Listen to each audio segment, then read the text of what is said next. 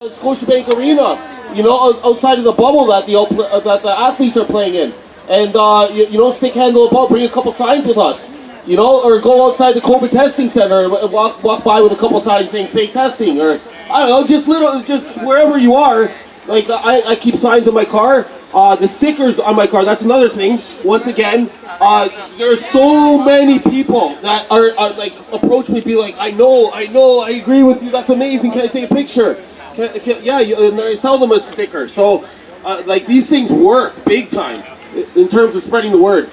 So I know, like I said this before, I just wanted to say it again because, yeah, every day, it's like you don't have to be behind the scenes shooting emails and stuff. We have people that are doing amazing things like that, right? But we can just be doing stuff on the fly everywhere we go.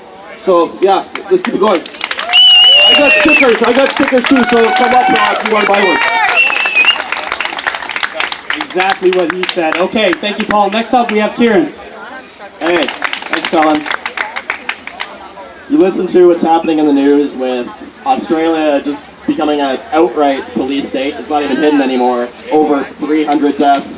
And New Zealand's going back into lockdown over 4 cases. Like 4 fucking cases. And you wonder, how long is it going to take people to wake up? Like to realize that they've been duped and finally do something. Right? But the reality is that they've invested their entire life story and their whole ego in the system that they're a part of. And to come to the realization that the system has been a lie the whole time and that they've just been a slave doing what their master has told them to do their entire life, and everything that they thought was good was really, just kind of in service of an agenda that doesn't benefit them. It's too much for them to handle. And they refuse to see it just because they can't handle the pain that that's going to take. And it's a pain that I think everybody in this audience has gone through at some point in their lives, sooner or later. So they never had anybody tell them that they could define their own narrative and they could write their own story of their lives, and they weren't beholden to some authority higher up who was telling them what they should do and what they should be and how they should behave. And now everybody's being told how to behave with the masks. And they've really convinced the public that masks are necessary and that masks should be worn at all times in all places for every single person, really. And they are muzzles, right? And so it's the difference between how somebody in this audience would feel wearing the mask. It's a muzzle. It's a symbol of your lack of bodily autonomy. But for everybody else, it's a symbol, it's a talisman for their safety. I have my mask on, I'm safe. I can feel okay. I don't need to be as afraid. A little bit afraid, yeah, but not as afraid. But they're doing it in some places on the basis of public polling.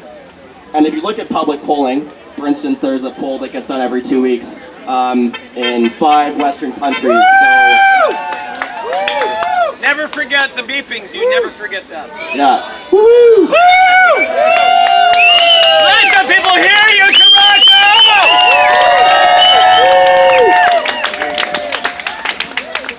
Polling. So they surveyed 1,000 people from 5 different Western countries, I think Sweden, France, Germany, UK, and the US. And everywhere but Sweden, they had like 80+% agreement that everybody should be wearing masks. Sweden was actually like 15%, so if you ever wanted to go to Sweden, now is a great time. No lockdown in Sweden. And their cases are going down. So, but then in the next section they asked, how many people in your country have died of coronavirus? And the average response in the US was 9% of the population. Which, even if we look at the official numbers, is about 225 times the actual deaths. So the people who are supporting masks don't even have the slightest clue what's actually going on, even if they accept the official numbers. It's ridiculous. But now that masks have become mandatory and it's become a moral issue, you're an immoral, selfish person if you don't wear the mask. And they have come up with all sorts of narrative justifications, saying that it's similar to a seatbelt, or it's like not smoking indoors, or it's like just obeying traffic signs. And they're all specious arguments because it's not like any of those things.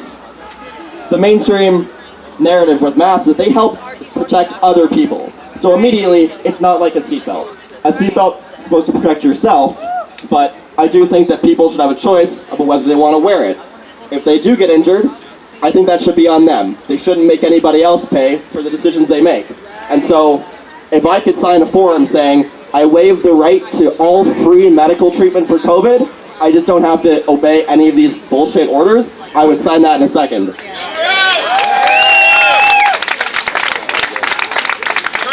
And then they say it's like smoking indoors. But it's not, because you make a choice to smoke indoors. And wearing a mask is just pathologizing just being a human. It pathologizes humanity. Smoking indoors, yeah, it pollutes other people's lungs. It harms people around you. So it's reasonable that we shouldn't smoke indoors, from my perspective. But with a mask, it's just saying, you as a human, you are dangerous. Even if you're not sick, you're a threat. Which is completely ludicrous and really, really damaging to the human spirit, I think. And then they say it's like following traffic signs.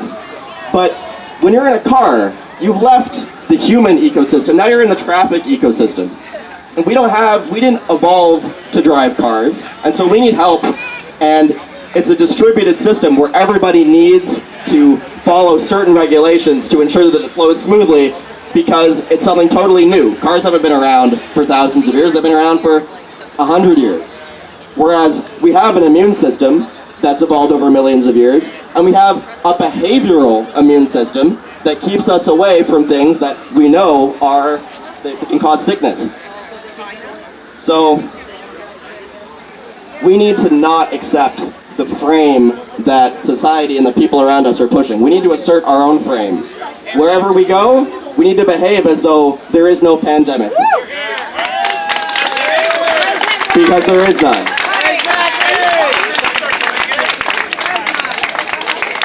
So like when you go anywhere, see if you can get people to shake your hand. See if you can hug somebody. Like even if they're wearing a mask, maybe you can take them off.